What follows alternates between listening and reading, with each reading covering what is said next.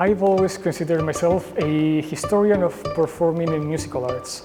because my object of interest is musical theater in a broader sense, from opera to operetta, including lyrical dramas in between. And I think that theater and music shouldn't be studied separately when they are staged together. So I always try to study and write the history of both at the same time. My object of study and my main field is musical theater and issues of identity and nationalism portrayed through musical theater, because it's historically been, and especially during the period that I studied, the beginning of the 20th century, it's been a very popular tool to address society. It was the mass product of consumption, and a lot of ideas and thoughts and cultural elements were portrayed to the society through musical theater. I started to think about this comparison because after studying the case of the Catalan lyric theater and its process of national construction, I came to the conclusion that it was not unique and special, and I think that the processes of national building are not unique but part of the same transnational trend, because they always use the same tools to create and to nationalize culture. So I wanted to look for another case in Europe taking place during the same period that I could use to study and to compare to my own, to see and determine if there were common patterns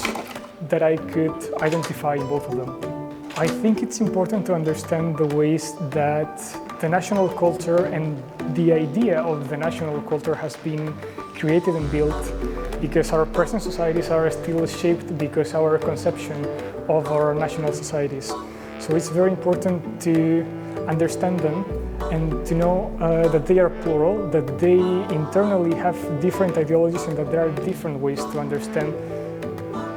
the national identities and the national cultures. I started taking a course on Lithuanian language when I arrived here, and I have now the A1.1 level of Lithuanian, and I think it's been a very useful experience. Firstly, because it makes you feel more familiar with the environment, so when you go out to the street and you understand the words that you see, you feel more comfortable. And also, when approaching Lithuanian literature, it's been very useful to know basic pronunciation for the names of people and how to pronounce the titles of the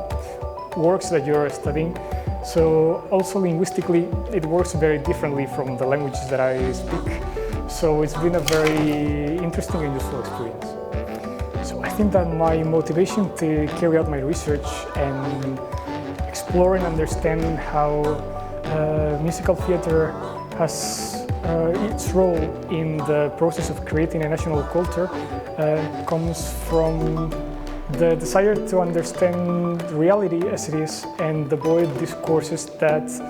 are fake, that are ideologically biased or intentionally wrong, because these discourses, the idea of